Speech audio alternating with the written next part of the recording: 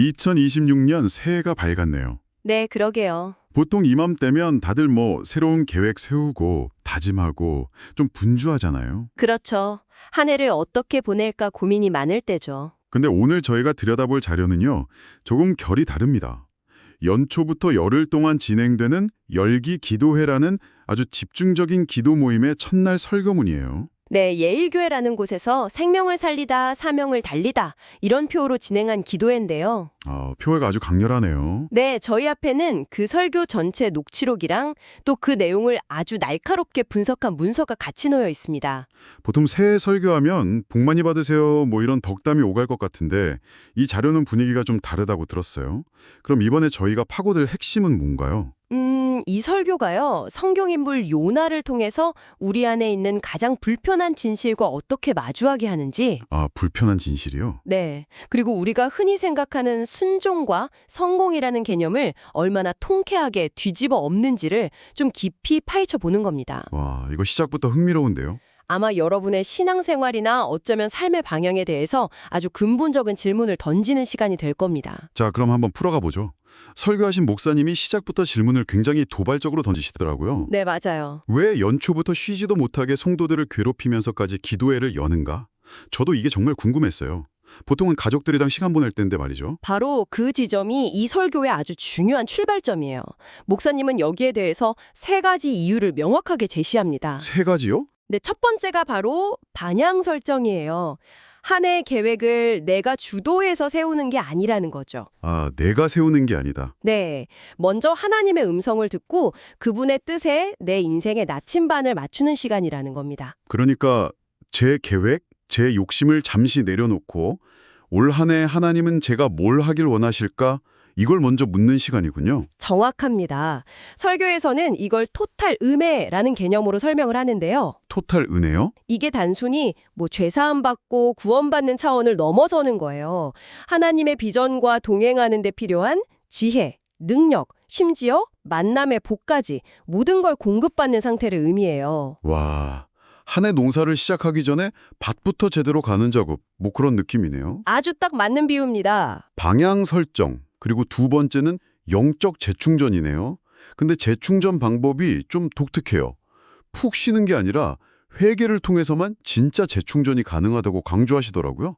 이건 좀 의외였어요. 그렇죠. 보통 재충전하면 힐링, 휴식 이런 걸 떠오르니까요. 네, 저도요. 하지만 목사님은 회개 없는 열심은 그냥 일시적인 감정 충만이거나 설교 표현을 빌리자면 이를 악물고 버티는 자기 강화에 불과하다고 지적해요. 자기 강화요? 네, 그런 에너지는 금방 방전될 수밖에 없다는 거죠. 내 안에 잘못된 방향, 그 삐걱거리는 부분을 수리하지 않고 그냥 기름만 붓는다고 차가 제대로 갈 수는 없잖아요. 와, 비유가 정말 확 와닿네요. 그렇죠. 방향 설정, 회개를 통한 재충전. 이 두 가지는 좀 개인적인 차원의 이야기 같은데요. 그런데 설교에서는 굳이 함께 모여서 기도하는 걸 강조하잖아요. 아주 좋은 질문입니다. 그게 바로 세 번째 이유, 공동체의 연합과 연결이 돼요. 공동체. 네, 목사님은 각자 기도하는 것도 물론 중요하지만 함께 모여서 기도할 때 서로에게 엄청난 격려와 힘이 된다고 말해요. 그렇죠. 혼자 기도하면 지칠 때가 많죠. 특히 인상적인 부분이 누군가 너무 힘들어서 기도를 못하고 그냥 앉아만 있어도 옆 사람이 그 자리를 지켜주는 것만으로도 그 사람은 위기를 극복할 힘을 얻는다는 거예요. 와, 그건 정말 힘이 되는 말이네요.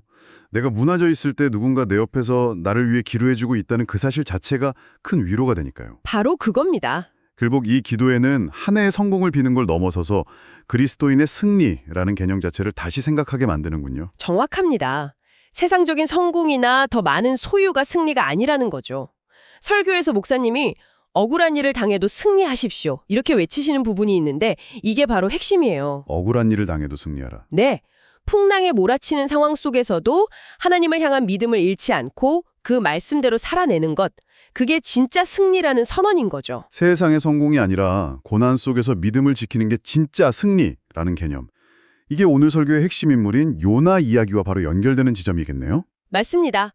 드디어 요나 이야기로 넘어왔네요. 보통 요나 하면 그냥 큰 물고기 뱃속에 들어갔다 나온 이야기? 그 정도로만 아는데 여기서는 전혀 다른 차원으로 접근하더라고요. 네, 그래서 목사님이 설명해 주신 그 시대적 배경을 먼저 이해하는 게 아주 중요합니다. 요나가 활동하던 주전 8세기는요. 북이스라엘이 역사상 유례없는 번영을 누리던 시기였어요. 아, 잘 나가던 때였군요. 아주 잘 나갔죠. 그런데 이게 스스로 잘해서 얻은 번영이 아니었습니다. 어부지리로 얻은 번영이라고 하셨죠? 네, 당시 최강 대국이던 아수르가 이스라엘의 숙적이었던 아람을 공격하느라 정신이 없었거든요. 아하, 덕분에 이스라엘은 말 그대로 손 안 대고 코 푸는 격으로 빼앗겼던 영토도 되찾고 경제 부흥을 누린 거죠. 나라 전체가 이제 우리에게도 좋은 날이 왔다 하는 어떤 희망과 국수주의에 흠뻑 취해 있었어요. 그런 분위기에서 요나는 어떤 메시지를 전하는 선지자였나요?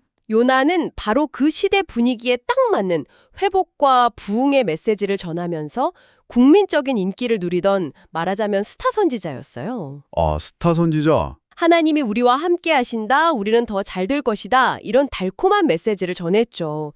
반면에 같은 시대에 활동했던 아모스 같은 선지자는 이건 우리가 잘나서가 아니다. 회개하지 않으면 진짜 심판이 온다. 이렇게 외치다가 백성들에게 미움받고 쫓겨났고요. 바로 이 지점에서 이야기가 확 바뀌죠. 하나님이 그 인기 절정의 선지자 요나에게 이스라엘의 적국이자 가장 잔인하기로 소문난 아수르의 수도 니누에로 가서 회개를 외치라고 명령하시니까요. 여기서부터가 정말 흥미진진해집니다. 요나가 그 명령을 받자마자 정반대 방향인 다시스로 도망가잖아요. 네, 그렇죠. 우리는 보통 요나가 에이 설마 내가 간다고 저 악독한 니누의 사람들이 회개하겠어? 하고 하나님의 능력을 믿지 못해서 혹은 그냥 가기 무서워서 도망쳤다고 생각하기 쉬워요. 저도 그렇게만 생각했어요, 솔직히. 그런데 설교는 그게 전혀 아니라고 말하죠. 네, 목사님의 분석은 우리의 통념을 완전히 깨부숩니다. 요나가 도망친 이유는 하나님의 능력을 믿지 못해서가 아니라요. 오히려 하나님의 성품을 너무나 잘 알고 있었기 때문이라는 거예요. 잠시만요. 너무 잘 알아서 도망갔다고요? 그게 무슨 말이죠? 그러니까 하나님이 실패할까봐 무서워서가 아니라 네. 혹시라도 그 원수 같은 니누에를 하나님이 용서해 주실까봐 그게 두려워서 도망갔다는 겁니다. 와, 이건 정말 생각도 못한 관점이네요. 원수들이 구원받을까 봐 그게 싫어서요? 바로 그겁니다. 요나는 하나님이 너무나 자비롭고 은혜로우시고 노하기를 더디하시는 분이라는 걸 알았어요. 그래서 만약 니느웨 사람들이 자기 말을 듣고 회개해버리면 하나님이 그들을 용서해 주실 거라는 걸 직감한 거죠. 자기 민족을 괴롭힌 원수들이 구원받는 꼴은 죽어도 못 보겠다. 뭐 이런 신부였던 거네요. 그렇죠. 정말 못된 요나인 거죠. 그런데 목사님은 바로 그 못된 요나의 모습이 우리 안에도 있다고 지적하시잖아요. 맞습니다. 나에게 상처 준 사람, 내가 미워하는 사람이 잘 되기를 바라지 않는 마음. 저 사람은 절대 구원받으면 안 돼. 벌 받아야 마땅해. 라고 생각하는 그 마음 말이에요. 네, 하나님의 은혜가 내가 좋아하는 사람, 나에게 잘해주는 사람에게만 머물렀으면 하는 그 편협하고 이기적인 마음과 정면으로 마주해야 한다고 설교는 이야기합니다. 그렇게 하나님의 낯을 피해 도망치는 요나의 여정을 보면 성경이 유독 한 단어를 반복해서 사용하더라고요. 바로 내려갔다는 표현이요. 네, 예리하게 보셨네요. 설교에서 이 내려갔다는 표현을 집중적으로 파고드는데요. 녹취록에는 오타로 엿바라고 되어 있지만 원문은 항구 도시 욥바가 맞죠. 아, 욥바. 성경을 보면 요나가 욥바로 내려가고 배를 타서는 배 밑층으로 또 내려가고 결국엔 폭풍으로 만나서 바다 깊은 곳, 물고기 뱃속까지 내려가죠. 계속 내려가네요, 정말. 네, 내려감의 연속이에요. 이건 단순한 지리적 이동을 묘사하는 게 아닌 것 같아요. 그렇죠. 목사님은 이걸 명백한 영적 추락의 서사라고 분석해요. 겉으로는 니느웨의 정반대인 다시스, 지금의 스페인으로 가기 위해 아주 분주하게 움직이지만 그 내면이 하나님을 거부하고 등을 돌렸을 때 우리 인생이 어떻게 끝없이 아래로 침몰하는지를 보여주는 상징적인 장치라는 겁니다. 와, 겉으로는 교회 봉사도 열심히 하고 사역도 하지만 정작 그 마음의 중심은 하나님을 피해 도망치고 있는 현대판 요나가 있을 수 있다는 이야기로 들리네요. 바로 그겁니다. 설교 중에 목사님이 하나님 없이도 설교할 수 있고 기도 없이도 사역할 수 있다고 고백하는 부분이 나오는데 정말 충격적이었어요. 저도 그 부분에서 정말 깜짝 놀랐습니다. 그게 바로 이 설교의 날카로움이죠.